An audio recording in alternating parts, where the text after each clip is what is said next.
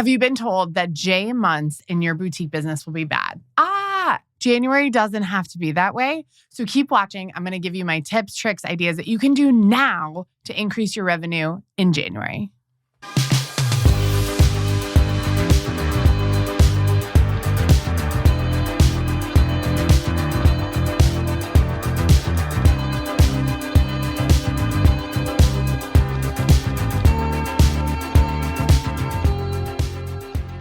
If you happen to be watching this in May or April, when you're coming up on the other J months, June and July, stick with me. These ideas will work then too. Now, first and foremost, let's talk about why J months have this reputation. Well, first and foremost, they're transition months. January is the transition between fall and winter, our two biggest seasons, and spring and summer, our other two biggest seasons. January kind of doesn't fall anywhere right. And June and July, they can be busy months. They're transition months. July, if you've ever known any big company to do a semi-annual sale, they do it in July. This is where Prime Day came from. It came from semi-annual sales. This is not new, okay? Do not think that Amazon Prime made any of this up. They are following traditional retail calendars that have existed for a very, very long time because we know with seasonal change, the merchandise has to change. So whether you have clothes, whether you have garden goods, whether you have gifts, it's always going to shift based on the season, right? So that's why January and the J months have this bad rep because they're transition months. So when we're talking about our mindset during these months, that's the first thing to start with is are you actually viewing this as what it is? Or are you just saying, oh, it's such a bad month, womp womp. It's not though. The big piece of all of this, especially with January, is that January is just a small piece of the pie. You have to think about the entire calendar year, all 12 months, as being slices of a pie, okay? When you think about it that way, January is just a really small slice. May is a big slice. October, big slice. November, big slice, right? You can't have only big slices. And I'm sorry, I don't care who's cutting the pie. It's never going to be perfectly even. So if you're going into a year saying, well, every month is going to represent 8%, 8.5%, 9%, somewhere like that of the year as a total 100% year, you're wrong. January can represent between 2 and 5% of your total year. Okay. Because this natural slowdown happens because it's a transitional month. Let's all zoom out to January. What's always happening January, week 1, week 2? Well, we're starting a new year. We're transitioning from being really relaxed into getting back into the mode of the year. We're setting intentions. People are setting fitness goals and opening businesses. Maybe that's you. You're I want to open a business in the new year. Great. It also just means that the retail industry slows down a little bit. We go hard to December 24th. From December 25th until about January 15th is sort of a dead zone. It's a zone where people aren't really shopping. If they are, they're using gift cards maybe, or they're doing returns and exchanges. And we know this. Again, if you worked at a corporate retail company, your calendar fiscal year ends January 31st. Why? Because you're going to get all the returns. You're going to get the gift card usage. You see really weird activity in January. So you don't want to start your year off like that. You want to know that January is an extension of the year before. So maybe this is another mindset shift that you can make. Maybe for 2024 in the future, you can think about your retail calendar year as February 1st to January 31st and buy into the retail calendar that already exists. We just don't seem to use it in boutique land. What does that mean for you? Time-wise, margin-wise, Emily, I need to make money. Well, first of all, if we're still in December, you're listening to this in December, November, sometime before then, start to save.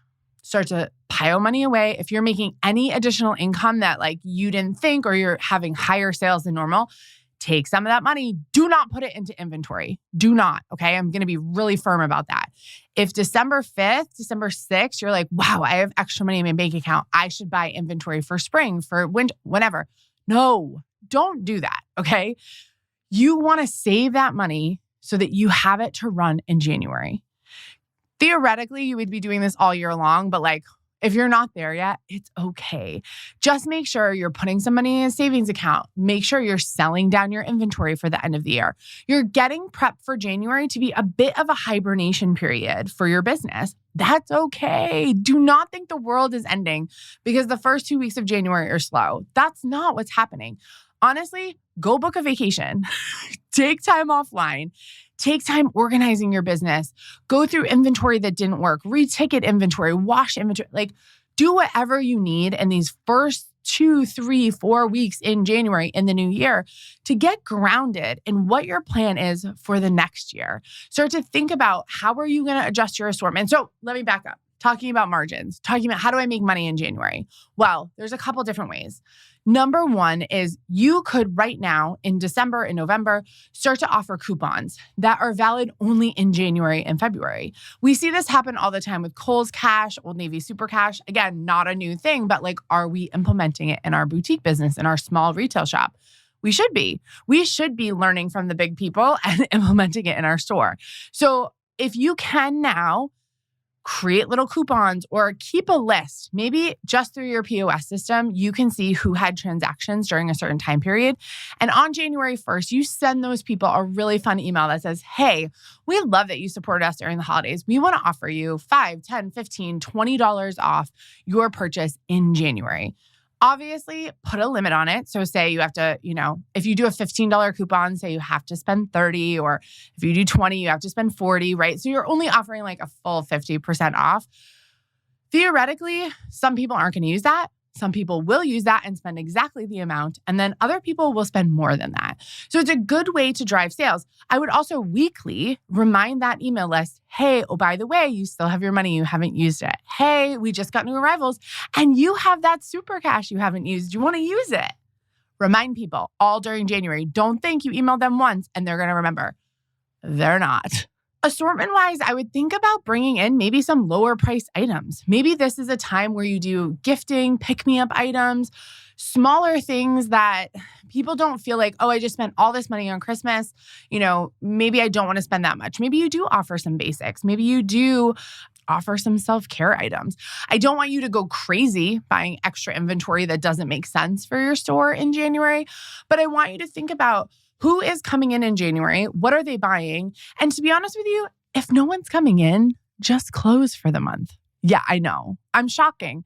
But here's the thing. When I had my fashion truck, I would not work from like January to April.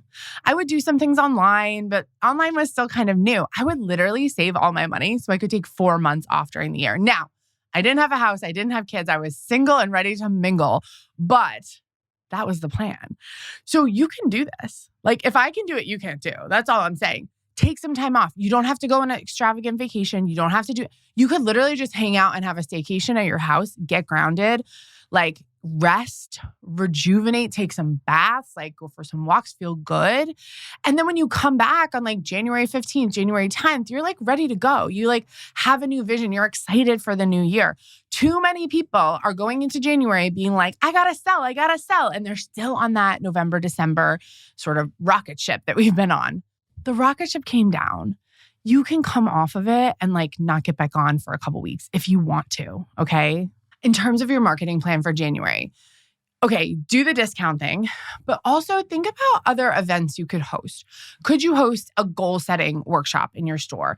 Could your store become an event space for a couple weeks where you do workshops or you do, I don't know, you rent it out? Like, think of other ways to make money with your physical space or with your online space. Like, what else could you do during this time? Again, this is like if you don't want to just rest and chill, which I think most people need to do. The big thing that I want you to remember with your assortment during January is it's going to be a funny mix. You're probably going to have a lot of markdowns. You're going to have a lot of stuff on sale that you didn't get to sell before January 1st. That's okay. What we also have to do is make sure we're bringing in some resort or spring or something new for at least the middle of January. You want to have new arrivals by like at least January 15th, even if it's some Valentine's Day stuff, some Galentine's Day stuff, or it's truly like a new assortment of a small collection that are in spring colors. This is the big thing, okay? Like I know it's spring when the pansies come out at my garden center, right? We know it's spring when we start to see lavender and pastel colors and yellows and Liberty florals and all of those things show that it's spring. Even if you live in a place that's cold, you still need to address spring color. So the best example, I give this all the time, is your favorite spring merchandise is going to be things that are wear now appropriate in spring colors, meaning a lavender sweater or baby blue palazzo pants or joggers that you can wear with boots still because it snows until April where you live. Remember that it has to be a wear now item. It has to be something that people are excited about. And that visual change as you start to go from jewel tones and even fall, we still have like olive and navies kind of left over usually in December. Those dark jewel fall colors, they need that to be gone and to burst into spring. That burst into spring is what makes you sales. That's what gets people to notice that you even have new merchandise, that visually you're making an impact through color, print, and pattern. Okay, that's going to be my best way to say what should you have in January. Okay, the big thing is honestly just not buying into the hype that J months are bad. They're not bad. They're just disproportionately not a big percent of the year. So stop saying they're bad. They're not bad. You're just putting too much pressure on them. Okay. It's like you have a kid that's really tired and you're like, we're going to still go to the movies and we're going to go out to dinner. And your kid is like freaking out. Like, don't expect them to act well if you're putting them in stressful situations. January is going to be a transition month. It's going to be a slowdown month. Don't put pressure and expectations on your business that you don't need to. Take a break, send some fun coupons out, maybe bring in some heart things and lavender things, and allow yourself to enjoy the break that January can give you. All right, thanks you guys for joining me. Here's to making lots of friends, making lots of money, and I'll see you on the next one.